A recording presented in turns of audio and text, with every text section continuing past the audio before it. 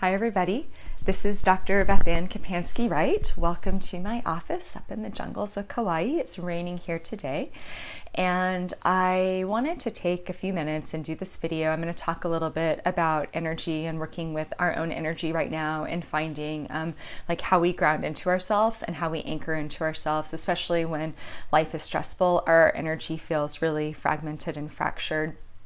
But I just wanted to take a brief moment and say that I have recently stepped into a new direction of offering online courses. They're almost up and running, and I'll be offering them soon. And that process has been really beautiful for me because my background is as a clinical psychologist. I ran a private practice for years in Alaska, and I moved to Kauai in 2017 because I wanted to actualize my psychic and my intuitive healing gifts. And teaching has allowed me to really blend them and step into a space of working from both the psychological and like the intuitive energetic realm. So I am aiming to make videos on here that are really weaving in elements of psychology, spirituality, creativity, and being. And I'd like to just leave them open and fluid because that's more fun than saying I'm just going to do full moon updates. Like, I need to be open for me. But in this particular video, I have something that I do, and I just call it grounding into love. And it's really grounding into like my heart chakra and sitting down and meditating and really feeling into my heart. And I'll do meditation work around my heart and picture colors coming out of it, and I'll feel the energy and I'll really see it kind of surrounding me like this big sphere. And I anchor myself in that space. I ground into that space. Grounding, traditional grounding, there's so many different ways, but a lot of times back when I was in private practice, I would talk about grounding and like picture your feet are rooted to the earth. Picture that you're a tree. Grounding is what anchors us, and we need ways to anchor in just period, not when. We just need ways to anchor in because sometimes life is zen and it's peaceful and it's easier to be grounded. But right now, the cosmic energy is pretty zippy.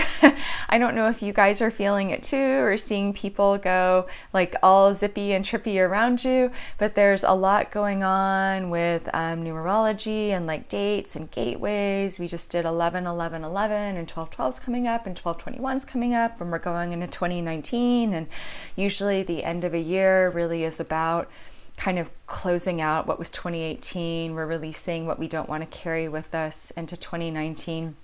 So there's multiple layers of sort of energetic shifts right now that are happening like on the earth, in the cosmos, and then just within ourselves and our own emotional and human development, and all of that's weaving together. And sometimes that makes people pretty nutty, especially if they're not energetically awake and aware and don't know what's going on. And if you are, which you probably are if you're watching this video, or you wouldn't be attracted to my work. But when you are energetically awake and aware, you tend to feel those things even more. You might not always know what it's about, but you can feel the shifts. So for myself, I've been just feeling all these, I'm just getting a sense of like a river kind of changing and flowing, and I'm not quite sure what direction it's going in. It's like a crowd's gathering and it's converging and something's going to break through. I can't see what it is yet. And I'm learning more and more since I've been over here to be okay with not knowing. And that is really one of the keys for working with energy when we are in a space where our life feels like kind of fragmented. And what I mean by that is just not cohesive. When we have a clear vision for ourselves, when we know the plan, when we know how things are going to look, we tend to be more in alignment with ourselves. It's just more comfortable for us, right? That's human nature. We want to know the plan. I got to Kauai in 2017 and I was like, okay, Spirit, I'm here. Like, I listened, I took my leap of faith, I've landed, like, now where's my map? Like, what's next? And that's not at all what happened since I've been over here. It is uncomfortable not to know the plan, but if we want to work with our own energetic field, if we want to really step into a space of like heart and soul sovereignty, if we want to have more command over our energy and learn how to use it and wield it in ways that support us, in ways that invite more energy in, we have to get more comfortable leaning into the unknown.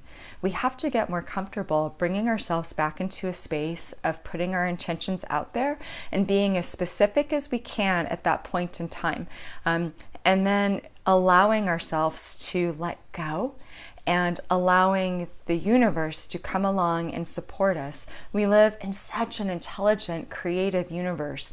The quantum field, the energy there is really like kind of benignly, lovingly neutral. It's not meted out on reward or punishment or something like that. We pull it into us when we are in alignment with ourselves. We pull it into us when we are in a space of self-love. That's really what grounding into love is. It's grounding into self-love. We pull it into us when we are clear on our intent and clear on our vision. And a couple thoughts on that. Sometimes we're not clear on our vision. We don't know what we want. We don't know exactly how it's going to look, but we can put an intention around that. If we say, I don't know what the next step is, then call that in. Ask your guides, ask spirit to support you and say, I call in clarity for the next step. I call in self-knowledge. I call upon my higher self to get through to me, to help me see that next step. I call in patience until I'm there. I call in wisdom. Call it into you.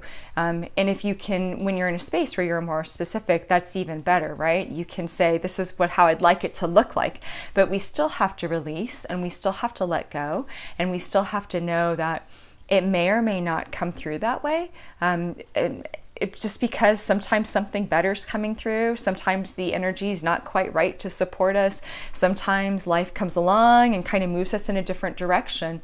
And we need to remember that we live in an infinitely abundant and infinitely creative universe. So if something goes sideways, or it detours, or it shortcuts or flips upside down, we need to remember that we have these quantum hearts and multidimensional selves, and the universe itself is multidimensional. It's transdimensional. There's so much support and energy and abundance. It is big enough to meet us sideways or upside down or topsy-turvy and help create from there and help weave things and flow them back into to alignment and to what our original intention was. So we need to really remember that we will be met wherever we're at, and creativity can come from that. Something new can be created from that. There's never a staunch of creative flow. Sometimes we go through ebbs and flows, like the moon. We're in the balsamic phase right now. It's kind of the reduction phase. And so sometimes it is harder to have the illumination and clarity we might have around a full moon. So sometimes, we are kind of a little bit more at an ebb, but it will always flow again. That's just the way it works. And, part of being on planet Earth is sort of checks and balances and ebbs and flows and things balancing each other out. So that's just part of the process of being human. But when we lean into it, when we invite in whatever is coming up for us, instead of resisting it, when we invite spirit in to where we're at and say, even if something goes sideways, say, I invite you to come in with this. I invite you to help me make something more beautiful from this. I invite you to bring peace for me into this. I invite you to bring a new perspective in for this. When we invite spirit in, when we consciously allow and when we consciously receive, we start to work with energy in a more intelligent way. Because instead of efforting all the time and always having to figure it out and do and have it look a certain way, now we are relaxing. We're opening up. When we open up, our body opens up, our chakras open up, all the energetic points in the body. That's not my specialty, but there's so many meridians and stuff like that. All of that opens up. So we're able to bring more in. So it is a more intelligent way of working with things that is less about us efforting and more about us creatively allowing. And when we can bring creative allowance in, it creates so much more space. And usually sooner rather than later, we start to find our flow. So that is how we ground in to zippy trippy energy. Ground into love, ground into self-love, find a practice that you can bring yourself back to that kind of anchors you into the body and anchors you into your heart chakra. And then lean into whatever's going on, invite it in, develop a practice around calling it in, inviting your guides in, inviting your higher self in, whatever your spiritual practices are. And don't forget like the creativity piece that, okay, you thought it was going this way and now it's going this way. Well, all that means is you're going to make a new piece of art. You're still creating a beautiful life. You're still designing your life. You're still dancing with the universe and co-creation.